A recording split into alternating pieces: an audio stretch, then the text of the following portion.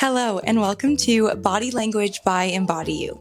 I'm Annette Lane, and I'm so glad you're here. This show is where we take a step back from the shoulds and the should nots of social media and really learn what your body is saying and how to speak its language. We're going to dive into topics like gut health, birth control, cycle health, and give you real-world, honest examples of what these actually might mean to you. My goal is to create a space that you can come back to whenever you need a reset or just don't know how to go forward. New episodes will be released weekly, and I cannot wait to take you along with this journey. Let's get started. We are back with another episode of Body Language by Embody You, and today we are talking about all things mental health. All the things going on in our lovely, beautiful brains, because let's just say it's a lot, and it's a lot for all of us. And today I want to walk you guys through my story when it comes to mental health and the biggest changes that I've seen by living the lifestyle I live and giving you guys those tips and tricks so you can ultimately live that too. And also just teaching you how to move through your wellness journey if you are someone who struggles with these things, because I think a lot of people think that because maybe they struggle with anxiety or overwhelm or OCD or things like that, that they can't be healthy or successful, or they'll never be fit because they struggle with depression and it's hard for them to get anything done. And I want you to know that that's not the case. I have a lot of people come to our program, and like I said, I'll share my story, but they'll come, on certain meds or, using SSRIs, which I will start, I guess, and just say I have been on them for the last 4 years, and actually 5 years. And they honestly changed my life in a positive way. And ultimately, maybe someday I will talk, to my doctor about weaning off of them or, trying to navigate my life without them. But I spent the first 19 years of my life doing that, and it didn't work. And it caused me a lot of struggle that I think I could have avoided. So like I said, I want to talk you guys through all of those things today, but just a disclaimer at the beginning, always take care of yourself first. And this is not medical advice. Talk to your doctor. Don't just stop if you're on something or start taking something out of nowhere. Make sure you're always getting medical advice, but this is just my story. So let's dive into it. So since I can remember, I have struggled with anxiety my whole life. Like dating back to elementary school, I can remember having like terrible anxiety attacks at school or being so afraid of certain things and thinking if my mom took a different way to school, then everyone was going to die if she didn't drive the same direction. Or I had this really big phobia of puking, emetophobia, if anyone out there gets me. And I would think all the time that I was going to throw up at school. And, when you get in that like cycle, it's just like you're having anxiety, which makes you feel like you're going to throw up. And because you feel like you're going to throw up, you have anxiety because you're afraid of it. Yeah. Lovely loop that I would literally get in like every day. And it was not fun. I dealt with this my whole life, struggled with it, and never said anything because I didn't think that anyone would understand. And I thought that I was crazy from the age of like 6. And this honestly went all the way through my middle school and my high school years until it was my senior year of high school. And I remember being in class one day and we were taking an exam. I think it actually was like a little quiz.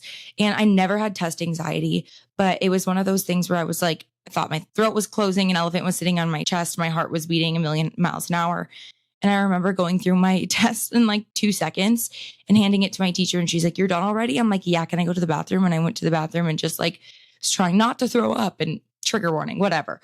I was having an anxiety attack. And I went home that night and, kind of went to bed, told my dad I was sick. And later that night I went downstairs. I'm like, "Dad, I'm going to throw up again." And he's like, "No, you're not. I think you're having anxiety." And I was like, What are you talking about?" And he's like, "Well, I think you've had it for a really long time. Like I've noticed things you've done. And it reminds me a lot of myself as a kid, but I didn't want to bring it up, until you did and you felt comfortable." And so after that, he helped me, and same with my mom. They were super supportive, which I know is a very big luxury. My family was very supportive with, me figuring out my mental health and healing and growing through it. And so I got set up with a psychiatrist, and I didn't really see any results, didn't start any meds, was kind of told to like throw my head between my legs when I was feeling anxious. I'm like, right, because I'm going to be in class, like my head in between my legs, because that's really just going to happen, and real realistic, my friend. So I ended up hating it, not doing anything until it was my sophomore year of college. And I remember living in my sorority house. And one of the nights it was one of my friend's birthdays, and I was like having a panic attack. I was like, I can't go. Like I was just avoiding situations, avoiding class, avoiding, friends, which was not me. And so I ended up starting with a new therapist and talking to my doctor, and she prescribed me anxiety meds. And so I went on them in June of 2021 and have been ever since. And from what I could see from my lens of my life is that yes, there are people out there that can manage and live with their anxiety, but it was getting in the way of my daily life and what I was doing, my energy, my successes, attending class, my school, and just my happiness. And so it really did change. I haven't had an anxiety attack since. I really, really do feel a lot more calm. And I know that I can move forward in my journey, knowing that, hey, this is an option. But also, if I ever feel like I want to, stop taking them, I will. But my doctor said something really cool to me one time. She was like, well, Lynette, do you tell your diabetics we'll just produce insulin? The same way you don't tell someone like that struggles with anxiety or depression, like just produce serotonin, just produce dopamine, right? Like, why don't you just do that?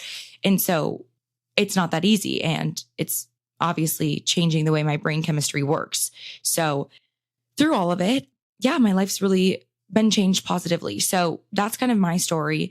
But at the same time that I started honing in and going to therapy and working on myself, I also got back into the gym and really started focusing on my nutrition and just setting aside time for myself and for self-care.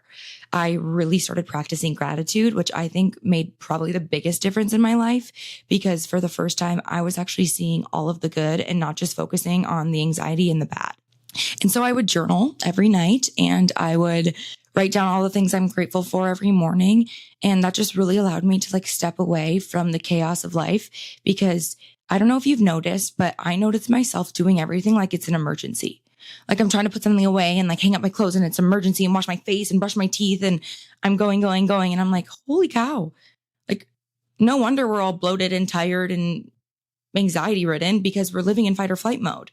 And so if you can take the time to tap into meditation or journaling, if that's not for you, or, just practicing gratitude, or going on a walk and leaving your phone and not having to listen to a podcast or scroll or watch TV while you eat. If you can figure out how to get yourself calmed down and reset your nervous system, your body will thank you.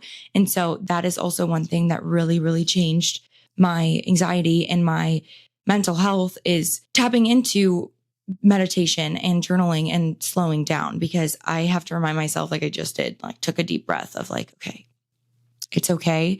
Slow down, let your body reset and get into that rest and digest mode, because that's when actually we make progress. And when we digest and when our body can just take that internal deep breath, that's when we're going to see everything we want to see mentally and physically.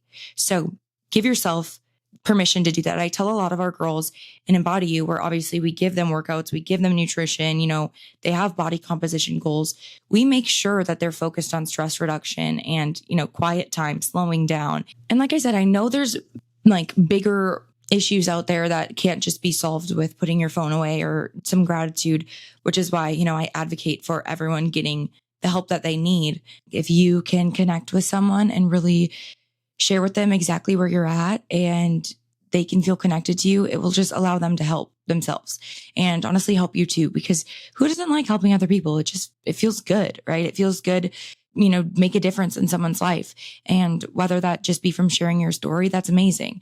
If I can do that with one person that listens to this episode, I succeeded, right? If someone else feels called or connected or inspired to change or get help or feel better, that's what we're here for, is to help each other out. We always say we're stronger together, and it's so true. So that is what I wanted to cover today for some of my really basic things that have helped me a lot in my mental health journey, and not feeling so overwhelmed, putting my phone away, because as soon as I start to get in that scarcity mindset of everything's going to go wrong, everything's going to fail, I start to act like it, and I can't actually slow down and calm down, and everything just snowballs and it's really ugly. So we just have to have a quick cry and we're good after that, right? You're able to like cry and be like, wow, that sucked. And then you try to face it and you're like, okay, what can we do? How can we move forward? And everything's going to be okay because it always is. We tell our girls that all the time, but everything's transitory and everything will work out because it always does. So this too shall pass, if that helps. I hope you guys can feel some sort of connection with this episode and you challenge yourself to let yourself breathe, get comfortable being uncomfortable. And if it means sitting in silence and it's really uncomfortable, that's okay. That's good if it's hard. When I start meditating, it's so hard for me. I'm like, oh, I want to reach for my phone. It's like, probably how literally people feel when they're addicted to cigarettes. Like it's that, just the action of doing it. And I'm like, oh my gosh, where's my phone? So just like sit in that and enjoy the discomfort and be like, wow, I'm growing. We accept failure in the gym because we know it makes us stronger, but we don't accept failure outside of the gym, but it makes us stronger. So why is that? So, letting yourself grow, be uncomfortable and try things over and over again. And if you mess up or things, get ugly again, just face them because with every time that it happens, you're just going to get stronger and stronger. So I hope you guys found some comfort with today's episode. I know like I said, it changed my life when people were able to share their stories with me. I felt so much less alone and I felt like there was a light at the end of the tunnel of someone who had struggled with anxiety her whole life. So from the teacher and me to the teacher and all of you, thank you so much for being here with me today. I'll see you next week.